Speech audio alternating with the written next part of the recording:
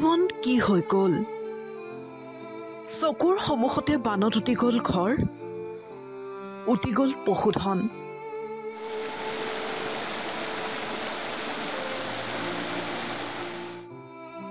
জীৱনটো কথম্পি হাতৰ মুঠিত লৈ নদীৰ পাৰলৈ বানপীড়িত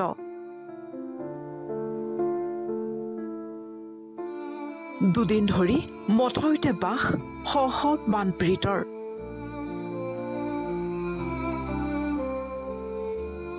আজি ছবিয়ে কথা কব আপুনি যিফালেই চাই সেইফালেই কেৱল বানপীড়িতৰ হুমুনিয়া হাহুতাহা আহি যোৱাৰ লগে লগে গৰু উলিয়াই ৰাস্তালৈ দি ভিতৰত সোমালোঁ দুইফালৰ পানী এনে জোৰা উঠি এনে হাঁচা মাৰি ধৰিলে ধৰি চব বস্তু খুলি গ'ল বলিয়া বানে যেন মুহূৰ্ততে নিশেষ কৰি পেলালে সকলোৰে জীৱন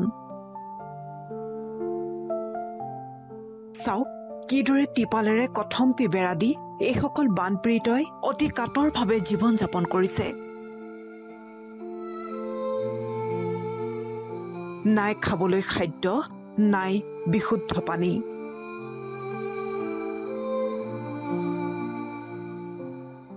কলৈ যাব কি কৰিব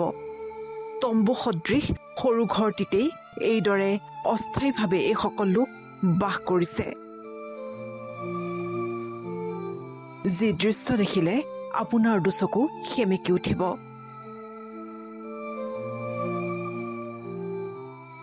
বানপীড়িতৰ জীৱনলৈ নামি আহিছে আশংকা কলৈ যাব কেনেকৈ আৰম্ভ কৰিব আকৌ জীৱনটো বলিয়া বানে যেন মুহূৰ্ততে কাঢ়ি নিলে সকলো আমতলাবাসীৰ দুৰ্দশা এতিয়া বুজিব কোনে সকলো গৈ আদায় হ'ল আমাৰ বিচনা পত্ৰ নাই গৰু গাই নাই একো ভিতৰৰ মাল নাই চৌকেছ গড্ৰেজৰ পৰা ধৰি একো নাই কোনো মাল পৰ্যন্ত আদায় লখিমপুৰৰ 280খন গাঁৱত হাহাকাৰ নিপকৈ এৰি দিয়া পানীত ক্ষতিগ্ৰস্ত প্ৰায় ৪২,০০০ লোক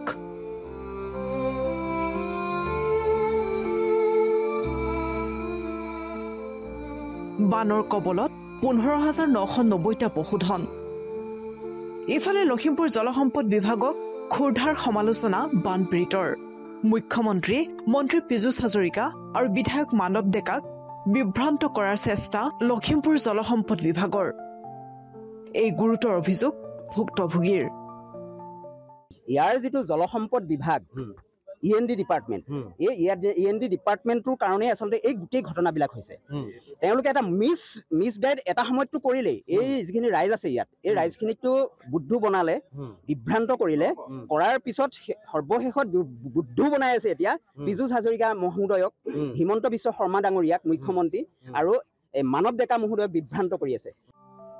ইফালে লখিমপুৰত আজি মুখ্যমন্ত্ৰী উপস্থিত হৈ বুজ লৈছে বানপীড়িতৰ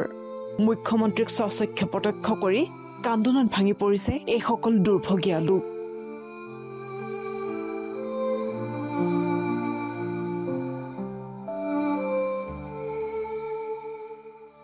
আমতলাৰ পৰা জাওলালী ৰিপৰ্ট প্ৰথম খবৰ